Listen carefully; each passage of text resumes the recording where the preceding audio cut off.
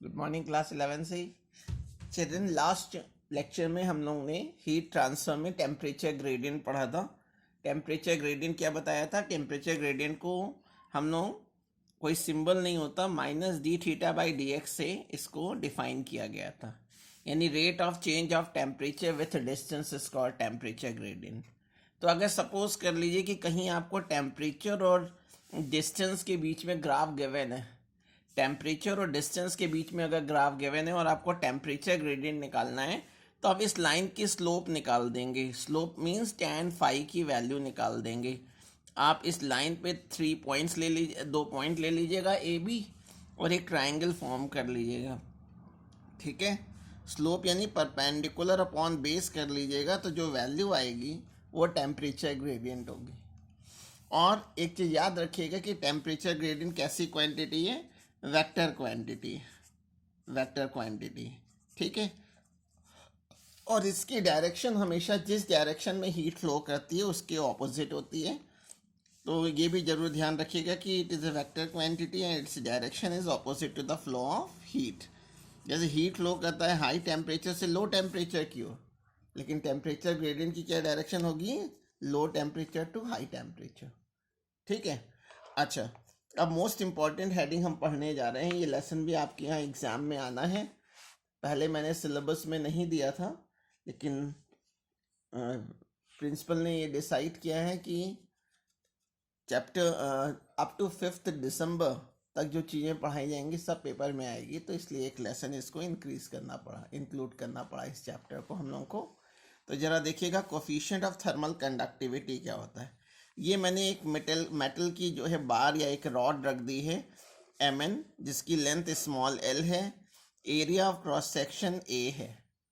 ठीक है, इसके m वाले एंड का टेम्परेचर θ1 है और n वाले एंड का टेम्परेचर θ2 है, और डेफिनेटली θ1 की वैल्यू θ2 से मैं ज़्यादा लेकर के चल रहा हूँ। ठीक है, तो हीट हमेशा हाई टेम्परेचर से लो टेम्परेचर की ओर फ्लो करेगी। तो यहाँ से हीट फ्लो कर रही है, सपोज कर ले क्यू हीट फ्लो कर रही है, और मैं रॉड को मान रहा हूँ कि स्टेडी स्टेट में है। और जब रॉड स्टेडी स्टेट में होती है तो हीट का एब्जॉर्प्शन नहीं होता, हर एक पॉइंट पे हीट जो है वो सेम होगी। ठीक है, हीट का एब्जॉर्प्शन नहीं होता, rate of flow of heat constant रहती है। पर सेकंड जितनी हीट फ्लो करेगी वो कांस्टेंट होगी। ठीक है, और यहाँ से टेम्परेचर जब यहाँ से हीट फ्लो करना शुरू करेगी, तो मैंने जो सरफेस S1 है इसका मैं सपोज कर ले रहा हूँ कि टेम्परेचर थीटा है। जैसे जैसे M से N वाले एंड की ओर जाएंगे टेम्परेचर डिक्रीज करता चला जाएगा। और S1 S2 दो सरफेसेस मैंने बीच में सपोज कर लिए हैं जिसकी डिस्टेंस डेल्टा x है, और इन दोनों टेम्परेचर सरफेसेस के temperature theta and theta minus delta theta. ठीक है, और आगे जाएंगे टेम्परेचर और कम हो जाएगा, इसका टेम्परेचर ज़्यादा होगा, इसका टेम्परेचर कम होगा। तो एक्सपेरिमेंटली ये ऑब्जर्व किया गया है, एक्सपेरिमेंटली इट इज ऑब्जर्व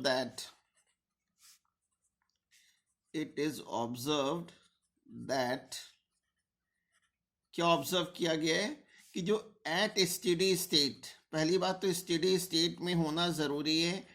इस लेसन कंडक्शन के सारे कॉन्सेप्ट हम लोग स्टेडी स्टेट में पढ़ेंगे। पहली चीज़ कि अमाउंट ऑफ हीट Q जो है वो डायरेक्टली प्रोपोर्शनल होगा एरिया ऑफ क्रॉस सेक्शन के। इसमें A area of cross section है। Second, amount of heat directly proportional होगा टेम्परेचर ग्रेडियंट लास्ट चैप्टर पे पढ़ा था, minus delta theta by delta x. ठीक है, और थर्ड पॉइंट है कि अमाउंट ऑफ हीट टाइम के भी डायरेक्टली प्रोपोर्शनल होगा। यानी ज़्यादा समय तक हीट फ्लो कराएंगे, टाइम ज़्यादा रखेंगे तो हीट भी ज़्यादा फ्लो कर जाएगा, कम समय में कम हीट फ्लो करेगा। अब इन तीनों को अगर मैं कंबाइन कर लूँ, combining equation 1, 2 and 3, combining equation 1, 2 and 3, we get Q is directly proportional to A minus delta theta by delta x into T। जब इस प्रोपोर्शनल साइन को हटाते हैं तो यहाँ एक कांस्टेंट लगा देते हैं कैपिटल K, तो Q is equal to formula आ जाएगा minus K A delta theta by delta x into T. ठीक है, इसमें K कहलाता है coefficient of thermal conductivity. K को क्या बोलते हैं? Coefficient of thermal conductivity, coefficient of thermal conductivity, thermal conductivity. यानी जो metals good conductor of heat होंगे उसके लिए के की वैल्यू हाई होगी, और जिसके लिए के की वैल्यू कम होगी इसका मतलब है वो बैड कंडक्टर है, उसकी कंडक्टिविटी जो है वो कम अगर है तो उसका मतलब है कि उससे हीट इजीली फ्लो नहीं करेगी। अब इस फिगर में देखिए, अगर मुझे डेल्टा थीटा निकालना है फ्रॉम एम टू एन, यानी अगर रॉड की लेंथ एल है तो delta theta by delta x की अगर वैल्यू कैलकुलेट करें तो फ्रॉम फिगर, इसको मैं इक्वेशन 4 कह दे रहा हूं, फ्रॉम फिगर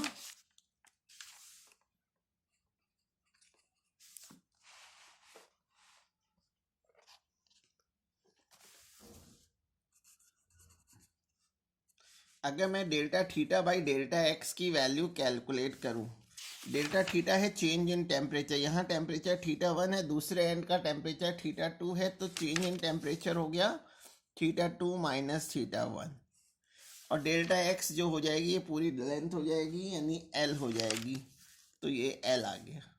ये वैल्यू मैं 5 से वैल्यू में 4 में पुट करने जा रहा हूँ। Put 5 in equation 4, put 5 in equation 4, we get Q is equal to minus KA delta theta by delta x की जगह रख दे रहा हूँ theta 2 minus theta 1 by L into T, और इस माइनस साइन को अगर मैं अंदर ले जाऊँ, अगर ब्रैकेट के अंदर माइनस साइन ले जाऊँ तो एक जो फाइनल एक्सप्रेशन आ जाएगा वो ये आ गया, जो हम न्यूमेरिकल में यूज़ करेंगे, Q is equal to K A theta 1 minus theta 2 T by L. ठीक है, इसमें ये अमाउंट ऑफ हीट है, amount of heat capital Q। ठीक है, amount of heat capital Q। अब मुझे इसकी डेफिनेशन देनी है, कैपिटल K की डेफिनेशन लिखनी है। तो children, of coefficient of thermal conductivity को अगर मुझे डिफाइन करना है तो कैसे डिफाइन करेंगे? अगर मैं ये जो रॉड है इसकी अगर लेंथ 1 मीटर स्क्वायर ले लूँ और उसकी लेंथ भी 1 मीटर हो, टाइम 1 सेकेंड हो, और जो टेम्परेचर डिफरेंस है थीटा 1 माइनस थीटा 2 अगर ये 1 डिग्री सेल्सियस और 1 केल्विन अगर है, तो उस फॉर्मूले में जब मैं के अलावा सब जगह 1 रख दूंगा तो K की वैल्यू Q के इक्वल आ जाएगी। इसी से डिफाइन करेंगे कि coefficient of thermal conductivity of a substance, किसी सब्सटेंस की जो कोफिशिएंट ऑफ थर्मल कंडक्टिविटी होगी वो अमाउंट ऑफ हीट फ्लो के इक्वल होगी।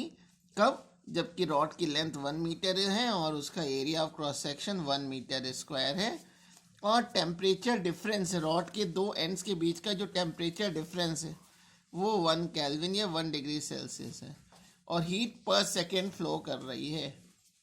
ठीक है, और ये सारी चीज़ें स्टेडी स्टेट में हैं, तो हम ये भी कह सकते हैं at steady state the amount of heat flowing per second through a rod of 1 metre having area of cross section 1 metre square when the temperature difference is 1 degree Celsius. Rod steady state में होनी चाहिए, heat का flow rod के perpendicular होना चाहिए, rod की length 1 metre, area 1 metre square, और 1 second में जितनी भी हीट फ्लो करेगी उसको हम कोफिशिएंट ऑफ थर्मल कंडक्टिविटी कहेंगे। और कोफिशिएंट ऑफ थर्मल कंडक्टिविटी किसी सब्सटेंस की होती है, ठीक है ना, इसलिए ये वर्ड यूज़ करते हैं, coefficient of thermal conductivity of a substance.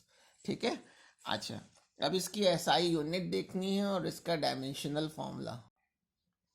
तो अगर ऊपर वाले फॉर्मूले से अगर मैं K की वैल्यू निकालूं तो K इज इक्वल टू आ जाएगा Q into L upon A theta 1 minus theta 2 into T. तो Q को अगर मैं SI में ले रहा हूँ तो Q तो जूल में हो जाएगा, लेंथ की यूनिट मीटर हो जाएगी, एरिया की मीटर स्क्वायर, टेम्परेचर की केल्विन और टाइम की सेकेंड। तो ये मीटर से मीटर कैंसिल हो जाएगा। अब हम चाहें तो जूल पर सेकेंड को वॉट भी लिख सकते हैं, तो वॉट पर मीटर केल्विन, ठीक है। और अगर जूल की जगह अगर आप किलो कैलोरी यूज कर रहे हैं तो किलो कैलोरी पर मीटर केल्विन सेकेंड हो जाएगा, ठीक है। लेकिन एसआई यूनिट जब आएगी तो आप ये लिखेंगे, ये लिख सकते हैं या फिर जूल वाली लिख सकते हैं। ये दोनों एसआई यूनिट है, किलो कैलोरी वाली एसआई यूनिट नहीं है।